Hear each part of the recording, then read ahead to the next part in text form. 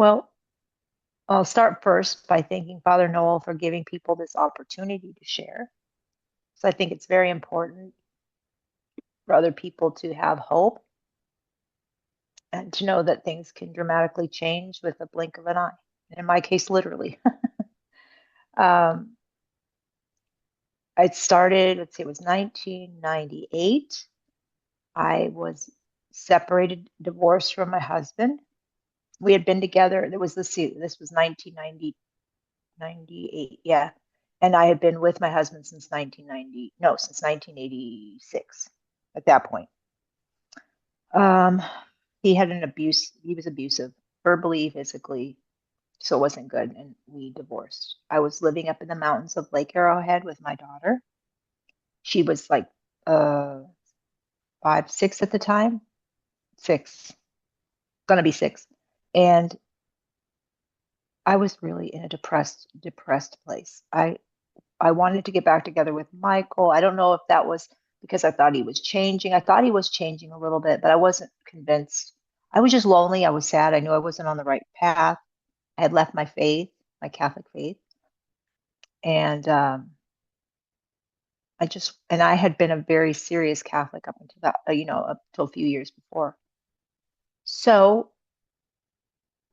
I remember one day I was really sick with like a flu, and my daughter was at school, and I was in the kitchen, and I said a prayer to the Blessed Mother, and I said, if you hear me, can you please show me the way because I'm really depressed. Ask your son to help me because I can't do it by myself. And that was it. I let it go. I didn't say another word. And it was like 2 weeks to the day. I woke up and at first my eyes were very, very blurry, like double vision, triple vision. I mean, it was all over the place.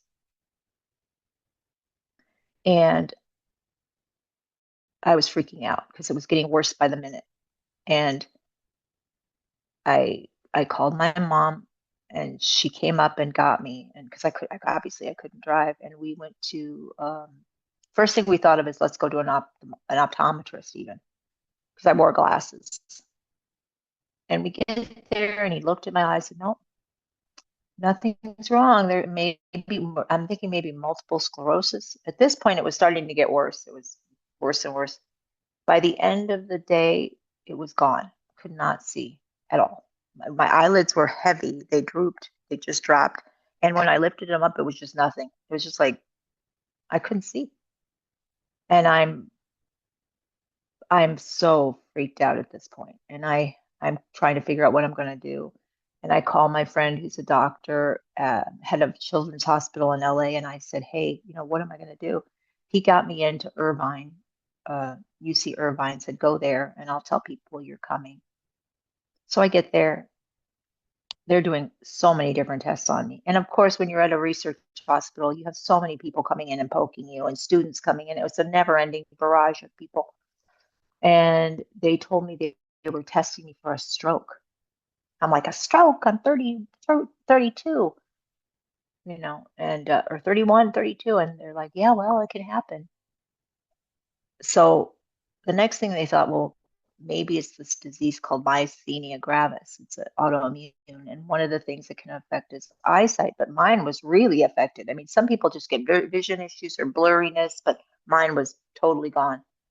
And they said there's only a lot of times it won't show up in blood tests. And the only other thing we can think of is we can remove your thymus gland, and which is it's a gland that sits right on top of your heart. In order to remove it, they have to do something like open heart surgery, where they literally get the jaws thingies and they crack you open. It's a big deal. But the problem with that is when they take out your thymus gland, they also take away all immunity to disease. You lose all your immunity. So, but at that point, being 31, 32, I didn't care. I was thinking, like, I don't give a shit about that. I just want to see again. So I was gung ho about uh, getting my getting the thymus gland out of there so I could see it, even if it was a long shot. And I had another doctor friend in Ohio saying, "Don't do it, don't do it." Anyway, I went to see it was a cardiologist that would have to do it because it's so close to the heart. So he he thought it was a good thing to do. And I was really making jokes. I was trying to be happy, but inside I was crying every day. I'd go home and I had to move in with my grandparents. I had to move out of the house in Arrowhead because it was just couldn't take care of myself, couldn't drive, couldn't do anything. And I was depending on at the time my mom worked, so I was depending on my 86-year-old grandfather to take me everywhere. Doctor appointments, everything. And he should have been driving.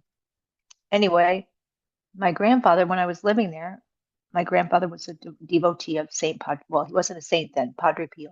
He was a Franciscan Capuchin in Italy. And he was known for having a stigmata, and probably more miracles are attributed to him than I would say any other saint. It's up there. And he's contemporary. He was of our time, which is really a rare thing. But I never liked him. I was always a St. Francis girl. I followed St. Francis. I was going to be a Poor Clare nun. I was very contemplative, loved St. Clare, but Padre Pio always he always looked grumpy. But I guess if you had the stigmata, I guess you look grumpy, if you've had that kind of pain. But my grandfather put a relic on my pillow, and I was angry about it because I didn't want to hear about it. I had fallen away. I didn't want to do it. I just said, I don't like him. He's grumpy. He's grumpy. My grandfather would say, ask him for help. And that comes from a history of him going to see Padre Pio and meeting him and being with him for like 20 minutes in confession and really knowing how Padre Pio was. So that sat in the back of my head. So finally it comes, maybe, I don't know, this was going on for weeks, month or two. And then finally they schedule the appointment for the surgery. And I'm just still I'm really getting worried because my doctor friend in Maryland or in Ohio was really pressuring me not to have it. And I'm like, I don't know why he's like that. So I call my neurologist. It was a Friday. For some reason, the surgery was on a weird day. It was like a Saturday, which I thought was very strange. And I didn't want to have it until I could see my neurologist. So I called my neurologist, and I'm not kidding. It was 3 o'clock on a Friday before the surgery. I was already not eating food, and I said, I have to get in to see you today. I want to have one last look at myself. And they got me in, and which I couldn't believe that either. So I get in there. My grandfather drives me. He takes me, and I'm walking, holding the wall, holding his hand. And I get into the office, and the doctor comes in. He says, well, I'm going to get my colleague, and I'll be back in a few minutes. Well, I didn't tell my grandfather, but I brought the relic of St. Padre Pio with me. So I'm sitting in, I figured what the heck at this point. So I'm sitting in the office by myself. I pull out the relic and I start putting it on my eyes. And I say, Padre Pio, Nono, who's my grandfather, that's Italian for grandfather. I said, Nono's telling me to pray to you, to intercede on my behalf. If you're going to do anything, show me, help me, because this is horrible. I've got my daughter. I don't know what to do. Michael was threatening to take full custody. It was just nightmare. So I'm putting in my eyes. The doctor comes in. He looks at me, has me do all these little exercises, walking around, lifting up my eyes. And he says, excuse me, I'll be back. He leaves. He brings in another doctor, Chinese doctor, a real sweet guy. And he comes in, looks at me, kind of looks puzzled. They leave. They bring in another guy. They come back in. They're checking my eyes again while having me do all these little things. They leave. And this time they leave for a good 10 minutes. And I'm sitting there by myself and I'm freaking out thinking it got worse or, oh my gosh, So my main doctor comes back in and he had seen me holding the relic and kind of holding it to my head. And he goes, what is that? And I said, oh, it's Catholic. It's a relic of a future saint. He's hopefully going to be a saint. He goes, well, I remember how he said it. He goes, well, I'd get cases of those and I'd give them out and lots of those. I go, what? And he goes, well, upon looking at you and seeing what's going on here, whatever it is you don't have it. It's not that. And you're going to be fine. And I don't even know how he could say that from not a blood test, not anything. And I was still not seeing. But the minute he said those words, I was looking at the diploma on his wall or something that he had on his wall, and I could feel, it's not a diploma, it was something. I don't remember. Maybe it was an ad. I don't know. But it was like, I felt like rubber bands. I remember the feeling. It was like boink, boink, boink. If somebody were doing like the old I Dream of Jeannie, where somebody was doing magic on your eyes, and it felt like they were rubber bands in my eyes and they were moving. At that moment, I could see some light. First time, lighter, lighter. And it was, I could lift the lids, whereas before my lids were like literally weighted down. And then my lids started to feel a little bit lighter. And I remember I went, oh my God, and I hugged him. I just wrapped my arms around him. And then I remember walking out of that office. My grandfather was in the waiting room. And now remember when I walked in, he was walking me, holding my hand. I was feeling walls, trying to get my navigate. The nurse was helping me. On the way out of this room, my eyes were just lifted a little and I could make out shapes and I could see where my grandfather was. And he got up and he looked at me and he says, Claudia, like that. He goes, do you see me?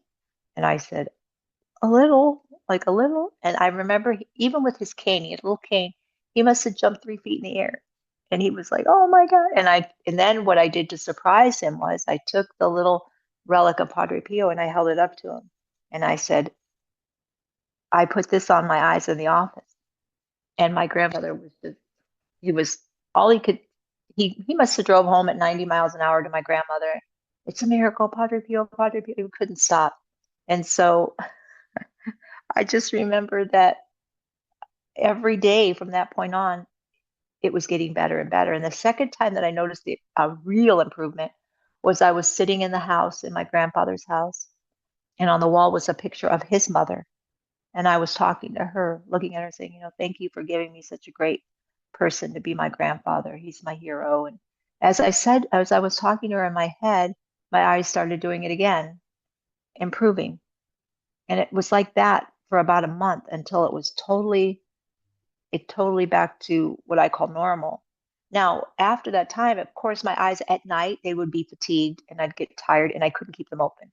That was just like left over, but that took that tiredness at night and like it would get a little blurry at night. That took about, mm, I would say 2 years to fully go away, but the sight came back. So I was able to, after about 2 weeks after that, 3 weeks, I was able to drive and it was okay. Um, and the funny thing was after that uh, miracle, it brought me and my husband back together after the divorce. And doctors had told us, we wouldn't be able to have any more children due to something on his end. And we had three more relatively quickly. I had three more in the span of like 4 years.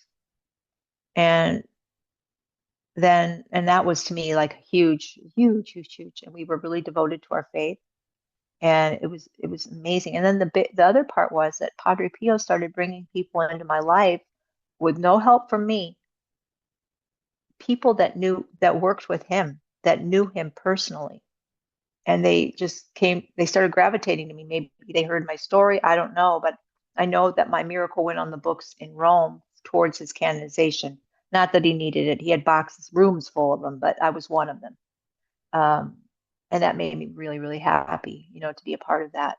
Um, and to this day, I'm still friends with another miracle, a man named Rocky Falatico who had an inoperable brain tumor at the age of 2, and Padre Pio interceded, and his cancer was gone. And now Rocky's like 63. He's one of my best friends. So I'm very blessed. At this point in my life, obviously I did return to my Catholic faith, um, and it's something that sustains me.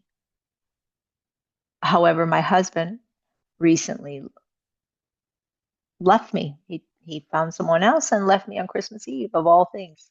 So he's on a different journey. So I asked Padre Pio now to kind of show me what to do next, because obviously the story is not finished, and it is until we move on to the next world. But it's hard right now because the person that I thought was my forever person here is not, and I love him still, but it's like I love him on a soul level so much, but on an earthly level, we just couldn't seem to come together to make it work and the day to day, and that's hard to accept. especially knowing that he's with someone else, being, you know, close and intimate when I still would want to be that person with him. So it's painful. And I know that the suffering I'm going through has a purpose. I have to believe that. Maybe to help me keep awakening to what my purpose is and how to be closer to God. This pain is something that's purifying me. That's the only thing I can think. That pain is purifying. So with that being said, that's my story. I'm here to share about Padre Pio, and I think everybody, if they don't know about him, should definitely research and read on him. There's millions of wonderful stories. He has 3 volumes of letters that you can read. They're absolutely beautiful. And yeah, I hope you enjoyed it.